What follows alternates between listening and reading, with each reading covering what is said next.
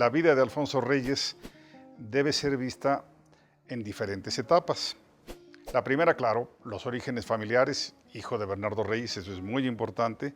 Su infancia en Monterrey, una infancia pues muy acomodada, hijo del gobernador, del secretario de Guerra y Marina, en fin.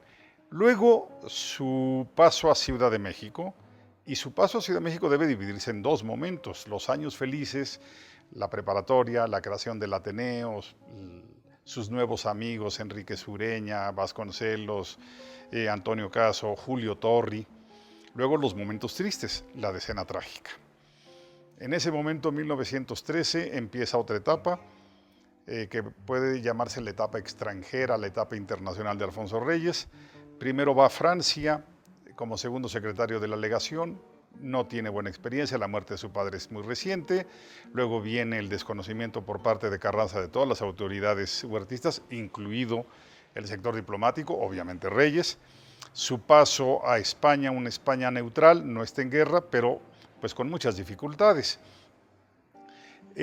Su etapa en España también debe dividirse en dos: los años de exilio, digamos, que vive como exiliado, trabajando en lo que puede, entre 14 y 20, y luego ya los años como diplomático, 20-24. Luego vino su puesto en Francia, otro cambio, Sudamérica, primera embajada en Buenos Aires, embajada en Brasil, segunda embajada en Buenos Aires, y aquí podemos ya hablar de una siguiente etapa de Alfonso Reyes, una etapa muy prolongada que va a durar más o menos 20 años y que consiste en lo que sigue. En 1938, Alfonso Reyes, entre retiro o jubilación, abandona el servicio diplomático mexicano.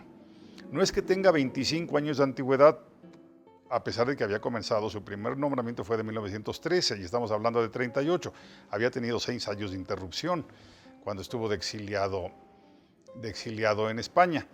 Pero el gobierno decide que Alfonso Reyes ya no va a ser parte del sector diplomático, le pide unos últimos meses de que trate de vender petróleo en contra de las represalias que habían tomado las grandes potencias y las grandes compañías respecto al recién nacionalizado petróleo mexicano. Pero como sea, no pudo vender mucho petróleo, estamos hablando de la segunda mitad de 38, y finalmente se decide regresar a México, y vamos a decirlo rápidamente, desempleado. Él regresa a México con una enorme incertidumbre laboral, con una jubilación muy pequeña por parte de Relaciones Exteriores. Alfonso Reyes tuvo en ese momento 3 posibilidades. Una, quedarse en Argentina como asesor editorial. Hubo ofrecimientos de Losada, hubo ofrecimientos de la Editorial Sur, su amiga Victoria Ocampo. No le satisfizo y tampoco quería caer entre los pleitos o ser parte de los pleitos entre esas dos estupendas casas editoriales, por otro lado. También tuvo un ofrecimiento de la Universidad de Austin, en Texas, para que fuera profesor de tiempo completo, y dijo Alfonso Reyes: no me interesa convertirme en pocho, no me interesa dar clase sobre literatura mexicano-latinoamericana a gringos que tienen poco conocimiento del tema y poco interés en el tema, así que no, regreso a México. Regresa a México a principios de 1939, regresa vía ferrocarril. Es impresionante en su diario cómo hace referencia a ello. Esto es, en barco de Nueva York a Buenos Aires, luego en tren, y el recuento que él hace de pasar por Monterrey, atravesar la frontera y pasar por Monterrey, y dice: mis montañas queridas. Está muy emocionado, se queda en Monterrey un par de días y llega a Ciudad de México, y aquí comienza otro gran corte biográfico, que es Alfonso Reyes, por primera vez un hombre sedentario, 1939 hasta su muerte en 1959, ya no tiene que ver con el sector diplomático. Bueno, ¿cómo se va a caracterizar esta última etapa prolongadísima de Alfonso Reyes, que vamos a llamarle la etapa de Alfonso Reyes institucional, la etapa de Alfonso Reyes sedentario, la etapa de Alfonso Reyes en México, la etapa madura y el envejecimiento posterior? A las pocas semanas de haber llegado a México, el presidente Cárdenas le ofrece la presidencia de la Casa de España. Aquí quiero insistir en algo que es muy importante. Alfonso Reyes no es el fundador de la Casa de España. La Casa de España fue idea de Daniel Cosío Villegas, se creó a mediados de 38 y Cosío Villegas era desde el momento de su creación secretario de la Casa de España. Pero no tenía presidente. Cuando llega Alfonso Reyes, desempleado, digamos que el gobierno de Lázaro Cárdenas le encuentra un puesto atinadísimo. Atinadísimo porque era uno de los mexicanos con más prestigio internacional en términos culturales. Atinadísimo, sobre todo, porque él conocía a los españoles que estaban llegando a la Casa de España, los conocía de sus años madrileños de 14 a 24. De muchos de ellos era amigo personal. Y entonces Alfonso Reyes acepta el puesto, uno, porque le parece interesantísimo el proyecto, dos, porque no tiene otro empleo fijo, pero sobre todo él dice, esto es un regalo que me da la vida, es un regalo de la fortuna para poder pagarle a estos amigos españoles lo que ellos hicieron conmigo entre 1914 y 1924, cuando yo era un exiliado y ellos me dieron empleo, me invitaron a sus tertulias, me invitaron a sus editoriales, a sus periódicos, publiqué junto con ellos, así que esto es un momento muy, muy importante en la vida de Alfonso Reyes, esa oportunidad de pagar esa deuda moral. Entonces se queda Alfonso Reyes, principios de 39, como presidente de la Casa de España, que se va a transformar en 1940 en el Colegio de México. Estos 20 años, 39 a 59, Alfonso Reyes muere a finales de 59, diciembre de 59, se van a caracterizar por lo que sigue. Son los años de estabilidad, los años sedentarios de Alfonso Reyes. ¿Qué entiendo yo por los años sedentarios? Bueno, va a tener un solo empleo, que es presidir la Casa de España y el Colegio de México. Va a tener finalmente una casa. Si algo había caracterizado la vida de Alfonso Reyes es que cambiaba mucho de domicilio, pues por sus diferentes cambios diplomáticos. O sea, construye su casa y junto con ella aledaña, adjunta a la casa, la Capilla Alfonsina. Entonces también le da estabilidad bibliográfica. Por primera vez puede tener sus libros juntos. La gente sabe poco, pero la Capilla Alfonsina vino a resolver un problema. Alfonso Reyes tenía parte de sus libros en casa de su suegra en cajas y parte lo acompañaban con él a los diferentes destinos diplomáticos, sus libros consentidos, sus papeles. Para él era importantísimo esto. Entonces construye la Capilla Alfonsina. Y por otro lado tiene también por primera vez una estabilidad editorial.